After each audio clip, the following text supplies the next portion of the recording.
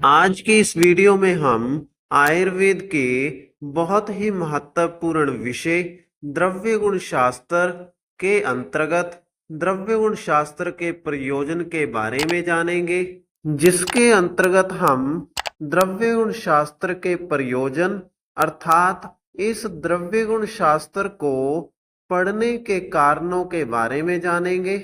इस विषय की व्याख्या के अंतर्गत सबसे पहला हेडिंग द्रव्य गुण शास्त्र का प्रयोजन का लिखा गया है, जिसके अंतर्गत लिखा है कि आचार्यों ने आयुर्वेद शास्त्र के दो प्रयोजन बताए हैं, जिसमें पहला स्वस्थ व्यक्ति के स्वास्थ्य की रक्षा और दूसरा रोगी व्यक्ति के रोग का शमन। इसका अर्थ ये है कि आयुर्वेद के आचार्यों ने आयुर्वेद शास्त्र को पढ़ने के दो कारण बताए हैं, जिसमें पहला कारण स्वस्थ व्यक्ति के स्वास्थ्य को बनाए रखने या उसके स्वास्थ्य की रक्षा करने के लिए, और दूसरा कारण रोगी व्यक्ति के रोग के इलाज के लिए।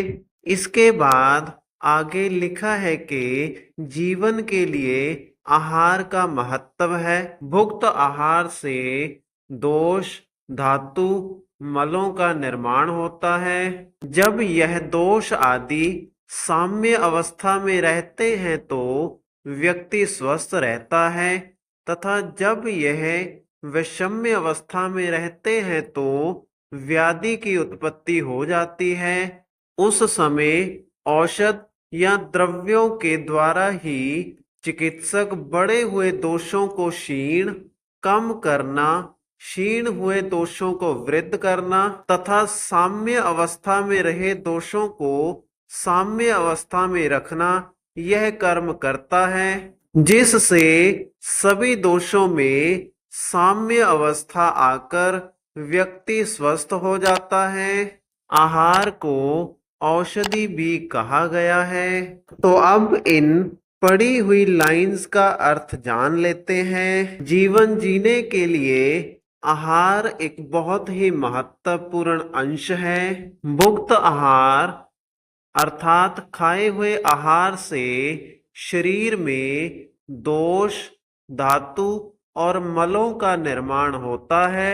जब मनुष्य के शरीर में ये सभी प्रकार के दोष साम्य अवस्था अर्थात एक समान अवस्था में रहते हैं तो व्यक्ति स्वस्थ रहता है, और जब यह सभी दोष वैषम्य अवस्था अर्थात विपरीत अवस्था में रहते हैं तो व्यक्ति के शरीर के अंदर व्याधि अर्थात रोग की उत्पत्ति हो जाती है। व्यक्ति के शरीर में उत्पन्न हुई व्याधि के समय औषधि या द्रव्यों के द्वारा ही चिकित्सक बढ़े हुए दोषों को कम करना और कम हुए दोषों को बढ़ाना और समान अवस्था में रहे दोषों को समान रखने का कार्य करता है। इस प्रकार चिकित्सक द्वारा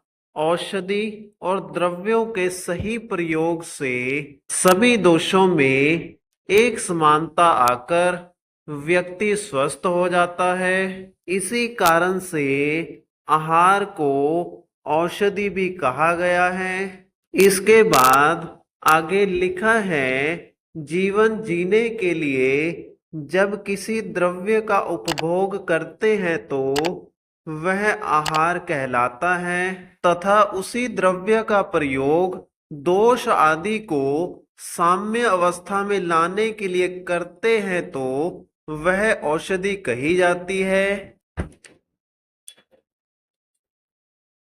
इसीलिए इसीलिए इसीलिए इसीलिए इसीलिए इसीलिए कहा गया है, सर्वद्रव्य पांच भौतिक मसन्निर थे।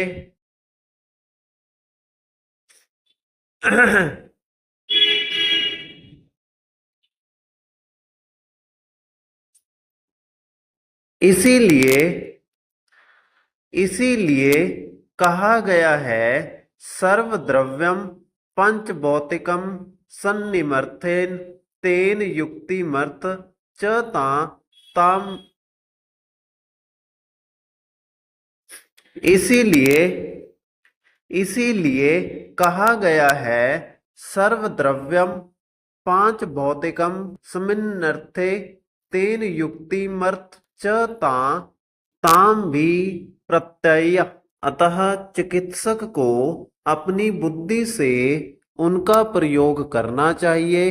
तो अब इन लाइंस का अर्थ जान लेते हैं। कोई भी मनुष्य जब जीवन जीने के लिए किसी द्रव्य या खाने वाले पदार्थ का उपभोग करता है तो वह आहार कहलाता है, तथा जब उसी द्रव्य या खाने वाले पदार्थ को शरीर के दोष आदि को एक समान करने में प्रयोग किया जाता है तो वही द्रव्य औषधि कहलाता है। इसी कारण से चिकित्सक को अपनी बुद्धि से सोच समझकर द्रव्य को खाने वाले पदार्थ या औषधि के रूप में प्रयोग करना चाहिए।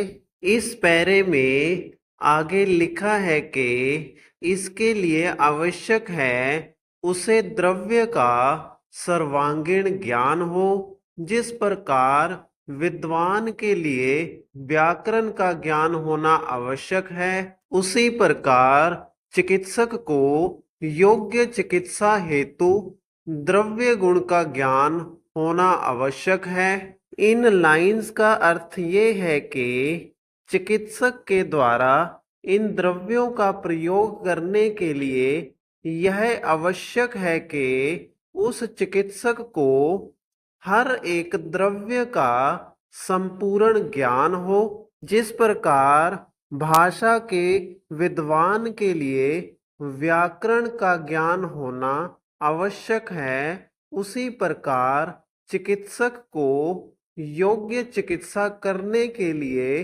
द्रव्य गुण का ज्ञान होना बहुत जरूरी है।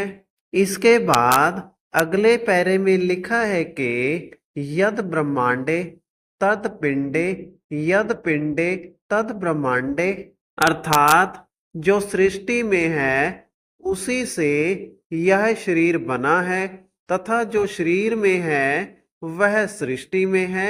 सृष्टि पांच भौतिक है।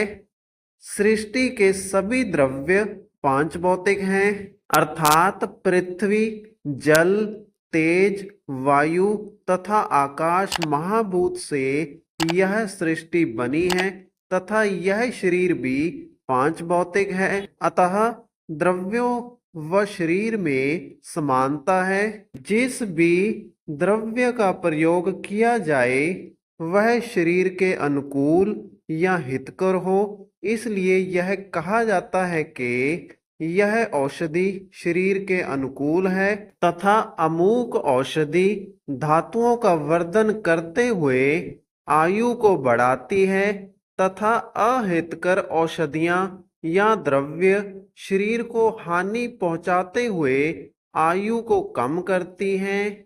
इसीलिए आचार्य चरक ने आयुर्वेद की परिभाषा में बताया है कि जिस शास्त्र में आयुष्य तथा अनायुष्य द्रव्य तथा उनके गुण कर्मों का ज्ञान हो उसे आयुर्वेद कहते हैं। तो अब हम इस पैरे का अर्थ जान लेते हैं। इस पैरे के अनुसार जिस प्रकार हमारी सृष्टि या हमारी धरती पांच भौतिक तत्वों से मिलकर बनी है, उसी प्रकार से हमारा शरीर भी पांच भौतिक तत्वों से मिलकर बना है। इन पांच भौतिक तत्वों में पृथ्वी, जल, तेज, वायु और आकाश महाभूत आते हैं। तो इस प्रकार से सृष्टि के अनुरूप हमारा शरीर भी पांच भौतिक है। इसी के साथ सृष्टि में मौजूद सभी प्रकार के द्रव्य भी पांच भौतिक होते हैं। इस प्रकार से द्रव्यों और शरीर में समानता है। ऐसे द्रव्य जो सेवन करने पर शरीर के लिए अनुकूल या लाभदायक होते हैं, ऐसे द्रव्यों को औषधि कहा जाता है। इस प्रकार से द्रव्यों से मिलकर बनी औषधि शरीर की धातुओं का वर्धन करती है और आयु को बढ़ाने का काम करती है, जबकि इसके विपरीत हानिकारक द्रव्य शरीर को नुकसान पहुंचाते हैं और आयु को कम करते हैं। इसीलिए आचार्य चरक ने आयुर्वेद की परिभाषा में बतलाया है कि जिस शास्त्र में आयुष्य अर्थात आयु को बढ़ाने वाले तथा अनायुष्य अर्थात आयु को कम करने वाले द्रव्य तथा उन सभी द्रव्यों के गुण कर्मों का ज्ञान प्राप्त हो, उसे आयुर्वेद कहते हैं। तो इस प्रकार से द्रव्यों के लाभदायक गुण और उनकी हानियों को जानने के लिए